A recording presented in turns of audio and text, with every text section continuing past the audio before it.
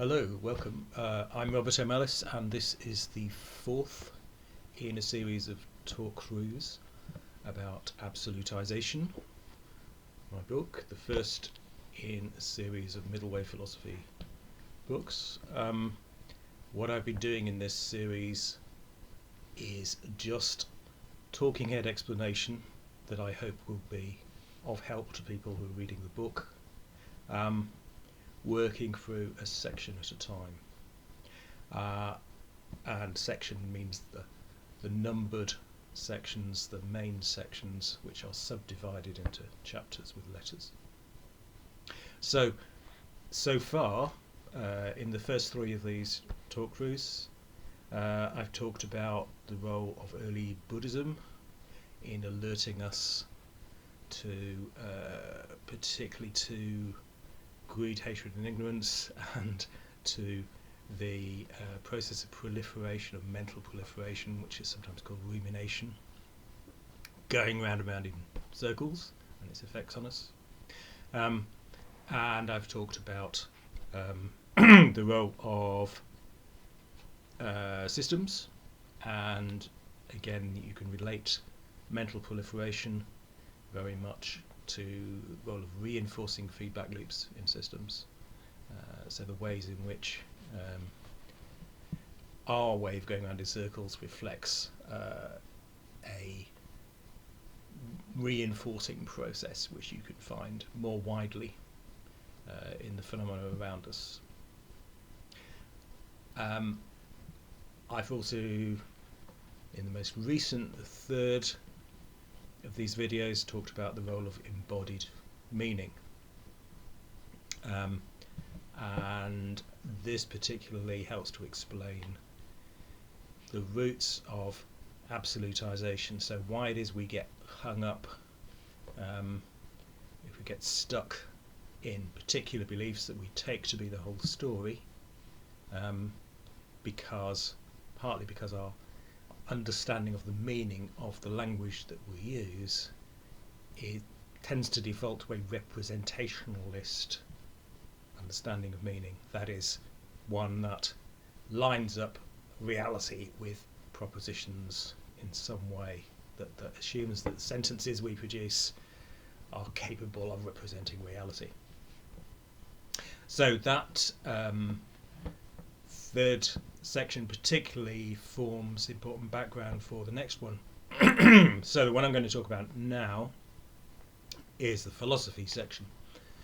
And the philosophy section is particularly about the role of metaphysics, the unhelpful role of metaphysics in human life in producing absolutization. So this is an area where I think there is a widespread entrenched view that I am challenging. That is the view that metaphysics is in some way inevitable or harmless. I do not agree with that, and I've got a clear case in Absolutization as to why that is the case. So let me get on with that, or get on with summarising it for you.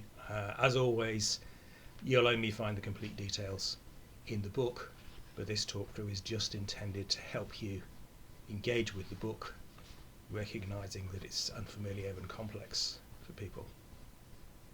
Okay, so the first chapter in the philosophy section is called Metaphysics, and what I'm concerned with there, first of all, is, well, what is metaphysics? What do we mean by metaphysics? And the term metaphysics goes back to Aristotle, and in Aristotle there's a book called Physics, and there's a book called Metaphysics, and physics deals basically with the phenomenal world, the world that we encounter from day to day, of what we experience as concrete things, that we then think about the relationships between those concrete things. Metaphysics, on the other hand, is things that we can't observe, and that's the crucial element into the idea of metaphysics as it's evolved now. So Metaphysics is the branch of philosophy which is concerned with final or absolute statuses of things. So, for example, whether or not there are real objects out there or just appearances, whether there is an essence or a self in us, whether there is a God or if there is not a God, etc. Yeah. So if you ask any question about what is the case with a final sense of is, then that's metaphysical. And I don't think there's any harm in asking metaphysical questions as such. The problem comes with metaphysical statements and metaphysical beliefs. So if you make a claim about what finally is, the issue then becomes, how on earth can you justify that, given that you are a finite creature with limited information? So there is no way that any of the claims that you make can be totally justified in the way in which a metaphysical claim would have to be. So it's that difficulty we have, basically, that limitation in our view as embodied human beings, that makes it impossible for us to justify a metaphysical view. And that's what makes metaphysical claims so open to abuse. Abuse, manipulation, delusion, because we substitute a metaphysical claim with its absolute status for the harder work of justifying our beliefs using experience. And it's constantly tempting, just on an everyday level, to assert that something's the case. It's easier really than checking and qualifying and rechecking and everything that experience requires us to do. Really, the constantly changing, unreliable nature of experience. But yet, that provisionality is unfortunately what we're stuck with, or the need for it is what we're stuck with because of our embodiment and limitation. But unfortunately, not only is there always that temptation for us, but that temptation has become an institution, it's become entrenched by philosophy, formally by philosophy, so it's become entrenched in our culture as a way of talking with its own set of justifications, which have been handed down for millennia, particularly since Plato, but also from other sources. So we don't help ourselves with this cultural legacy by continually recycling, resupporting and assuming this cultural legacy to be the right one. So metaphysics as a philosophical institution is deeply problematic. But the issue has been identifying what the problem is, and generations of philosophers have tried to critique metaphysics with limited success. And I think there are a number of reasons for that, but the most important one is that their critique has not been practically based. It's not begun with a practical question of, well, we're human beings, we're in this situation, what's the best way to negotiate and deal with that situation in practice? That's the basic question that I'm asking in the whole of this series.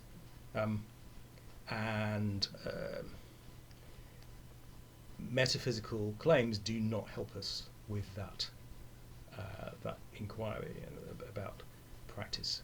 They're a huge distraction from it, unfortunately, but we need to understand that distraction in order to understand what we're dealing with and how to avoid it. And avoiding it is of great practical importance. Okay, so what I'm talking about in 4a in the metaphysics chapter then starts off with the definition of metaphysics as it's basically equivalent to absolutization, although I could also say that it tends to be more formalized and culturally entrenched. So you could think of metaphysics as formalized or enculturated absolutization, where people think they've got the whole story and then they write that down as a philosophy, or indeed speak it, but in a relatively formal way as a philosophy. Of course, you can also get metaphysics in everyday life when people assert supposed metaphysical truths, even if they're doing it quite casually. But there are interpretative questions around that. So do they really mean it metaphysically? And that's a question that was the previous chapter was concerned with 3D. And that all depends on the context. So I don't think we should assume that because somebody is using the verb is, they're necessarily making a metaphysical claim. And in some cases, even if they're talking about God or things or the self or whatever, they're not necessarily making metaphysical claims. You have to look a little bit closer, and whether it's contextualized, whether it's conditional, whether it's basically practical in motivation, or whether they seem to just be making a decontextualized, unconditional final claim. So that's a slightly separate question as to how we should interpret people. However, it's fairly clear when you look at the works of philosophers talking about metaphysics that they mean their metaphysics metaphysically. It would be surprising if they didn't. So philosophy does provide us with relatively clear cases to deal with. So metaphysics, when it's asserting things that are beyond experience, that are not just as we experience them, but as they are, then that creates discontinuity. So things as they are not subject to the continuity and the change that experience is subject to. And they're dogmatic because, as I mentioned, there's no justification subject to experience. But the complexity we also have to get our heads around is that this is very much also a matter of how we interpret our experience. So it's quite easy to interpret our experience dogmatically in order to confine it within a metaphysical interpretation. So often the issue is, how open are we to questioning those assumptions we have made, those metaphysical assumptions. So in the chapter I talk about the role of skepticism and the role of philosophy of science, fairly briefly, but those are key tools, I think, for actually getting to grips with critique of metaphysics. So by skepticism I just mean skeptical arguments, so arguments that remind us of uncertainty. For example, ones that point out that we have limited senses, ones that point out we use prior models in order to interpret what we see and hear and understand. And that means that we don't just get reality directly transferred into our brains from a reality out there. We don't produce an inner reality to match the outer reality, and language does not do that for us. There is, that's all skeptical argument does. It does it even-handedly if it's used appropriately, but of course it can be used selectively in ways that are unhelpful.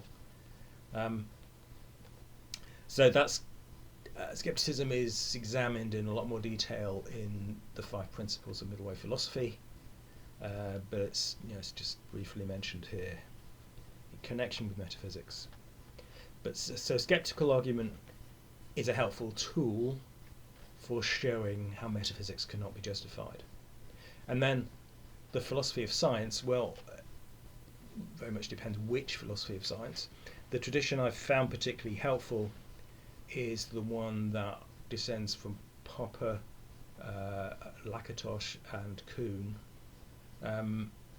Not that they've got everything right by any means, but they are in some ways on a helpful track, I think, because they've begun with the practicalities of science. How has science made progress, as it evidently has? How has science been able to overcome dogmatic assumptions? They've asked those sorts of questions, which are more practical questions, rather than questions about what is the case, what is ultimately the case. And that's made the philosophy of science more practically oriented. Obviously, a particular interest to anyone who's practicing science in a formal way, but also of interest to anybody who's trying to justify practical belief, really. So I think the implications go far beyond formal science. So I recommend, particularly people like Thomas Kuhn, to anybody who's interested in how we justify our beliefs.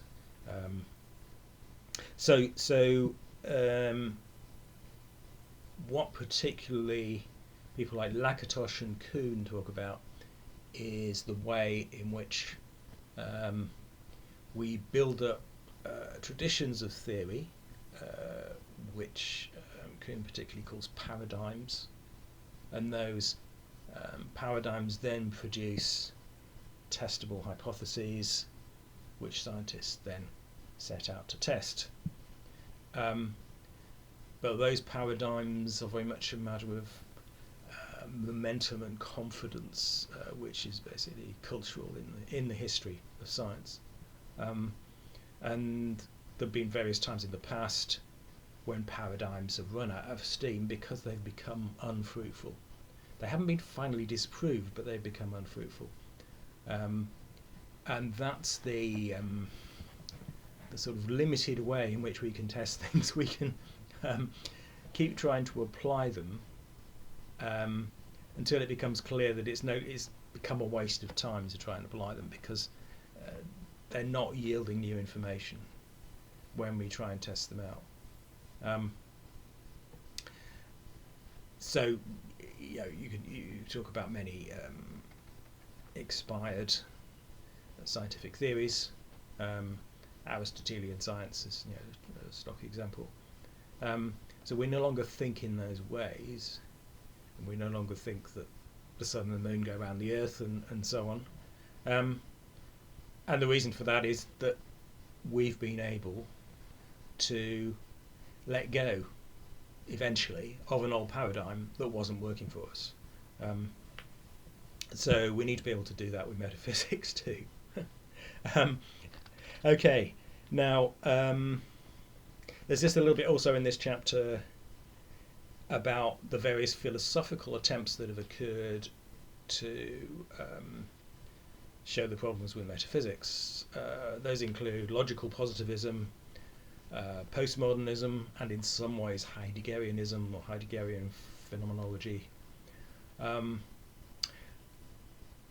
at least I briefly mention how those movements have not succeeded in overcoming metaphysics, the limitations in their approach. And part of the reason for doing that is just not to be confused with them, to be honest. So that's the key message. This is not logical positivism. This is not Heideggerianism. This is not postmodernism. This is the middle way, which is different from any of those things. And you need to approach it differently to understand it. Logical positivism had huge representationalist assumptions about meaning, which really got in their way.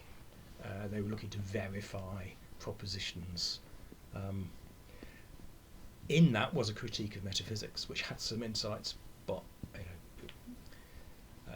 there were major problems as well. Postmodernism, just occasionally I find insights in it, but basically, generally I found it's not balanced. It's not trying to find the middle way, in the sense that it's way too satisfied with negative conclusions. Just relativizing metaphysical claims. That is saying that they're a matter of our limited claims. Basically saying that they're culturally conditioned in a way that makes them just a matter of a particular group or culture.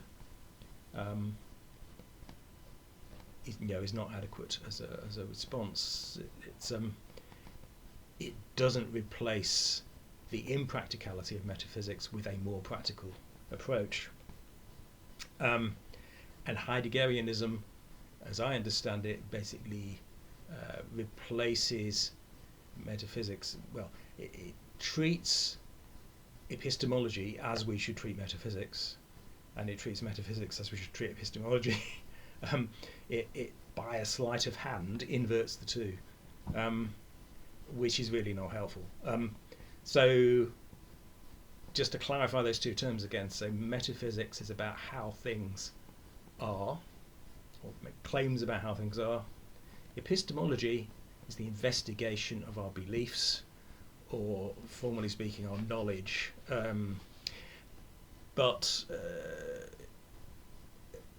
All epistemology can tell us about knowledge is that we can't justify it, in my opinion.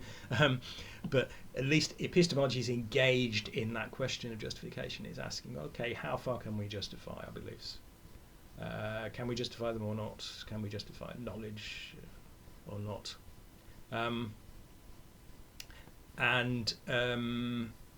So that's an inquiry which is capable of incrementality, of a degree of justification to a point. The degree of justification that is in line with our organic experience as embodied creatures. But what Heideggerianism tries to do by switching around the language really is to attribute all the dogmas of metaphysics to epistemology, and to try and make metaphysics into something that can be embodied. And it's just a completely confused way of tackling things, in my opinion. Anyway, I'm going to leave that there for now. Let's go on to the second chapter of this section. So the absoluteness of deductive logic. So that chapter is concerned with the ways in which logic links together the different metaphysical claims we might make. Yeah. So logic is basically a linking device. More strictly speaking, deductive logic is a linking device. That is, if we had a claim that is true, big if, then we could determine which other claims were true in the light of that first claim using deductive logic. And we could also work out which claims were inconsistent. So that, within its limitations, is a useful thing to be able to do, but it's basically a test for consistency or inconsistency. And it has its biggest value as a critical test to detect inconsistency. But it's the main problem with the way deductive logic has been used is representationalism. So if you assume that our propositions get their meaning from their relationship with reality, then the relationship, you can no more have an absolute relationship between two propositions that prove one another than you can have an absolute true proven claim in the first place. So logic doesn't establish that absolute status by linking two propositions together, and that's basically because meaning is embodied, because when you were looking at a statement, that statement is subject to meaning in your experience every time. However cut and dried it seems to be, even if it's mathematical, even if it's a law of logic, it's still subject to your interpretation. Now, obviously, functionally, there's a lot of common ground in the way in which, once you communicated those things, you can rely in many respects on somebody else having a functionally similar understanding of the meaning of that expression. But you can't always predict when the difference is going to emerge. And that's the phenomenon of misunderstanding. That we can detect misunderstandings, differences in understanding way down the line when they start causing trouble, even though we've assumed for a long time that we interpreted something in exactly the same way.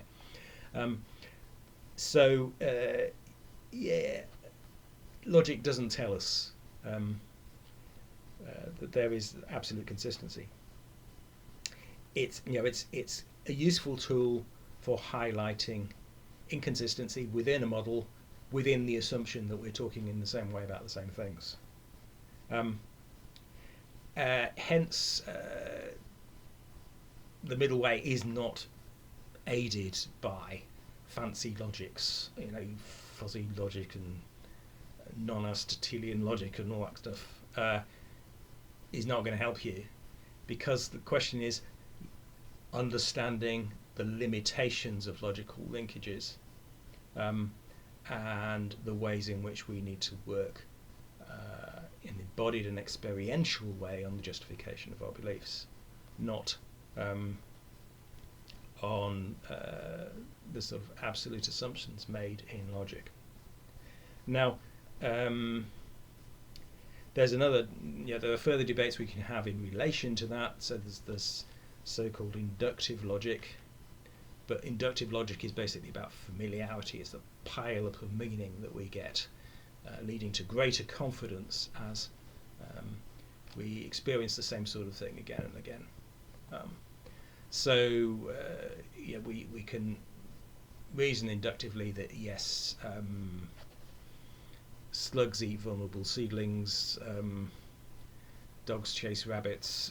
These things are pretty evident from our experience, and we can make claims about them, and they're generally going to be correct and practically helpful. They're reasonable generalizations, but that doesn't mean they're absolute, and doesn't mean that we've used a foolproof logical process to build up our belief in those claims. The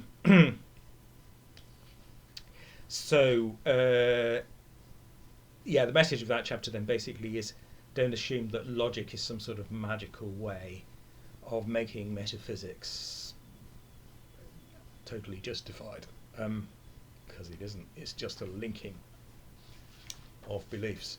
Then the third chapter, foundationalism and circularity, is a bit about how metaphysics has traditionally justified itself.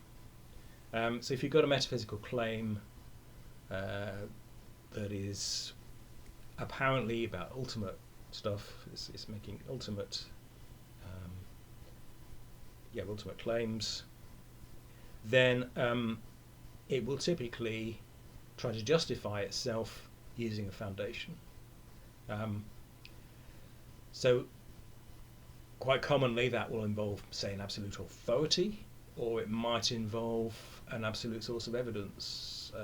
So you might think, because God told you through the infallible scripture, therefore your claim, is, whether it's moral or factual or whatever, is correct. It must be correct. So that's foundationalism. Or you might think, for example, that because you can see something, you've observed it, then that's infallible, because you've seen it. Seeing is believing, as they say. But that involves naive realism. It involves the assumption that you couldn't have been making an error in your matching of the meaning that you can supply to what you've experienced. So yeah, foundationalism is clearly mistaken if it's supposed to produce absoluteness. And the oft-cited philosopher who was a foundationalist is Descartes. You know, he thought he could offer us certainty about, well, not only scientific and indeed rational claims, but also claims about God even. But yeah, there were many other philosophers who have other kinds of foundationalism. And if you question foundationalism, the alternative tends to be circularity. So some sort of further claim is made that is then dependent back again on the foundational claim. And thus we go round and round in circles. You know, so a simple example is God is true because of the Bible is true because of God, etc., etc. And that's another version of the mental proliferation and the reinforcing feedback loops that we saw earlier in the book. But it's just the way it's manifested philosophically. The fourth chapter, 4D, gets us to a crucial point, I think, in the understanding of what's wrong with metaphysics, and that's the infinite rationalization of experience. So it's the way in which metaphysics enables the infinite rationalization of absolute positions. Now, best way of understanding this probably is to think about the infinite scope of any metaphysical claim. So if your claim is that something is the case without reservation, that involves an infinite scope of one kind or another. I mean, in some kinds of metaphysical claims you can directly relate that infinite scope to the content of the claim. So like the universe is infinite is an obvious example. Yeah, well, the universe is not infinite. God is omniscient, whatever. Those sorts of claims are obviously infinite. It's perhaps a bit less obvious if I say, oh, this cup in front of me really exists. Why is that of infinite scope? Well, if you look at that in relation to my limited perspective, then that also involves infinite scope, because there are an apparently infinite number of ways I could look at that cup and interpret that cup, which I'm not taking into account when I make my categorical statement about how it is, claiming to have knowledge of it. So there's all these angles, there's all these degrees of detail. There are many aspects of the cup that I can't observe at all inside it. The aspects of its history, its structure, its other properties that might only come out in certain circumstances. You know, what happens when you drop it? Well, you can only find out once. So there's always a limitation in our view, and that limitation in our view means that making a metaphysical claim is infinite in scope. But when a claim is infinite in scope, that means there's no limits to how far you can rationalize it. So there's always another aspect of it that you can appeal to reinforce the belief that you have. And a widespread and easy example of that is the problem of evil. So quite often the existence of God is questioned because of the difficulty of reconciling that existence with evil. So if God is good and God is all powerful and God is all knowing, and God created the universe and controls the universe, being all powerful, then why is there all this evil? Why are there earthquakes and cancer? And why do children suffer without any apparent reason for their suffering, for instance? Why do these things? Why does God permit those things if He's so good and more powerful?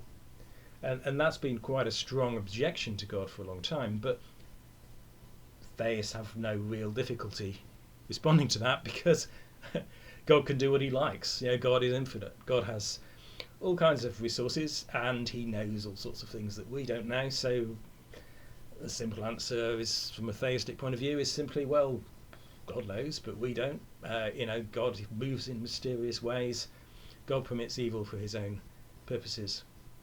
That can also take the form of, okay, we've got a limited view of the pattern of the world, and God can see the big picture.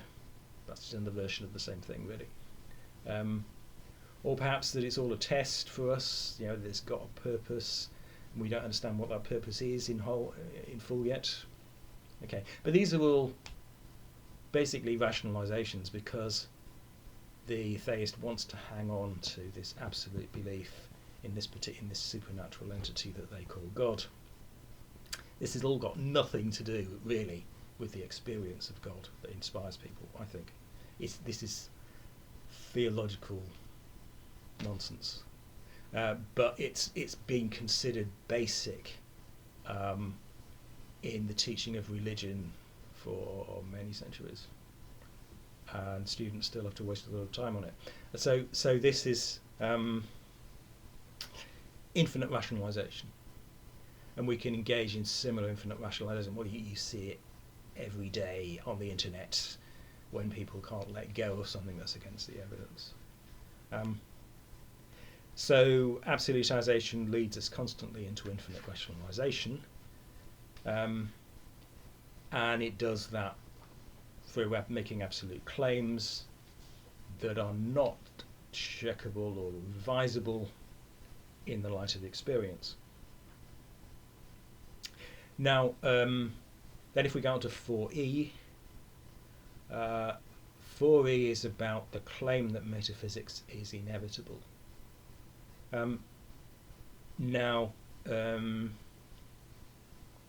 This is the response that you're very likely to hear from anybody who's studied metaphysics or takes it seriously, to the kinds of criticisms I've just been making of metaphysics. So this will probably start with, you're a hypocrite. But you're speaking metaphysically. You're making all these metaphysical assumptions when you criticize metaphysics, etc. So according to that line of thinking, I must be a huge hypocrite for criticizing metaphysics in any way. Now, hopefully if you've thought about circularity, you will immediately see the circularity of that. But then, of course, from this point of view that I'm talking about, my view also seems circular. But the difference, I think, depends on which view is practical, which view actually relates to our experience. And that needs to be our touching point for whether circularity is a problem. And so the claim that metaphysics is inevitable just comes down to the idea that you can't escape it. Whenever you make an assertion, basically, then this must be based on metaphysical assumptions, because everybody has metaphysical assumptions all the time. And this comes from a basic confusion, I argue. And this confusion is between basic assumptions, perhaps unreflective basic assumptions, and metaphysics. So it's the assumption that any basic and reflective assumptions we may have must be ultimate assumptions. So it's claimed that if I make skeptical arguments about knowledge, then I must be assuming knowledge, because I must be asserting that the skeptical arguments are a new kind of knowledge. If I'm pointing out a difficulty in science, then I must be, science is assumed to be basically metaphysical because it's making assertions, naturalistic assertions about nature or the world. So basically this comes from a worldview in which there is no allowance for provisionality. Provisionality doesn't come into it. Everything is metaphysical because metaphysics is the only way in which you're allowed to think as a starting point. And then everything else becomes tributary to metaphysics.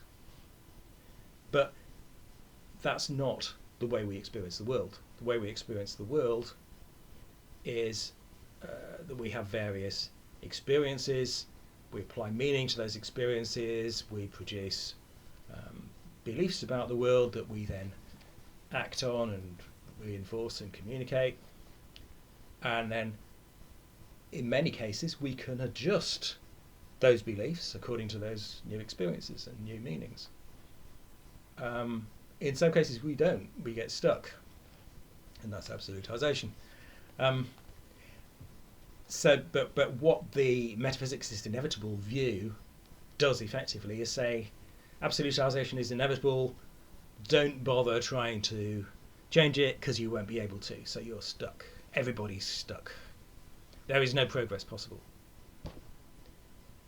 And that for me is a profoundly depressing view of the world, profoundly depressing view of human experience. And there's so many ways in which it's wrong, but the discussion is pitched in it's constantly returns to the models and assumptions that make it impossible to think otherwise. So if you dare to think provisionally, and if you dare to question the assumption that the basic assumptions that we make are necessarily metaphysical ones, then you can make progress. That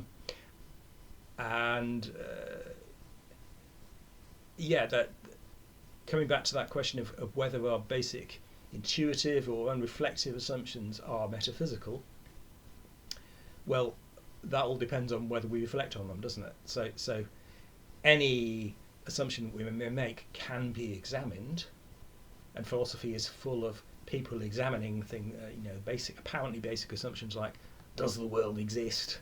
You can examine those assumptions. Any assumption you may make, that the world didn't begin last Thursday, okay, that's an assumption we're normally making. When it becomes relevant to do so, practically speaking, we can question that assumption. And we may even be able to change our habits so as to stop making it. Who knows? You don't know until you start questioning and changing. There's nothing inevitable about any of that. So just because something takes an absolute form doesn't mean you have to believe it. Okay, I realise this is total heresy, but that's where I stand. Now, final chapter of this section, the inflation of metaphysics and logic. So again, if you look culturally at how we've got to that position of metaphysics being so widely assumed, one of the reasons is the inflation of its significance. So all the ways in which it's claimed that metaphysics is necessary to our practical lives and practical functioning, which are not necessary. So one of the most important is religious experience. There's this almost automatic assumption that religious experience tells us about the real. So you have this inspired experience of God, but it seems to be compulsory in most traditional religious or traditional theology that this is an experience, a revelation from God that's telling you truths, that's giving you knowledge, etc.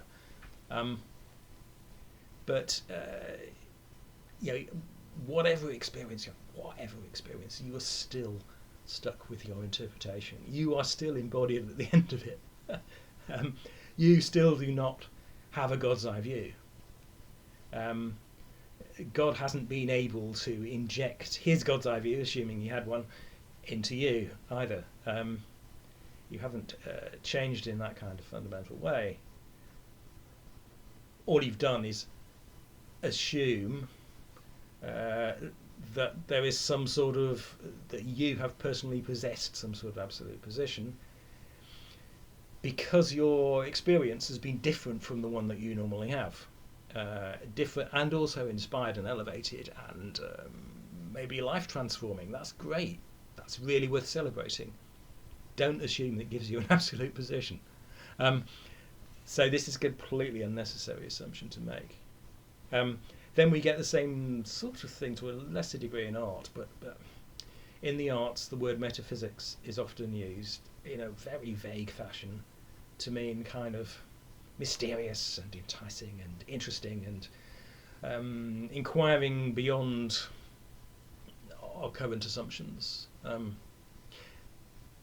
So we got metaphysical poetry and metaphysical art and paintings of de Chirico and John Donne and all sorts of other stuff, to which the word metaphysics is attached. And this is virtually meaningless from the point of view of the term metaphysics, as I've been using it so far anyway, and as philosophers use it. I mean, it's up to artistic types of how they want to use the term metaphysics, of course, but the key thing is not to get it confused with metaphysics in the philosophical sense. Much better to use terms maybe like mythic or inspiring, or maybe even life transforming or breakthrough, or whatever the terms you want to use, but not metaphysics, please. Then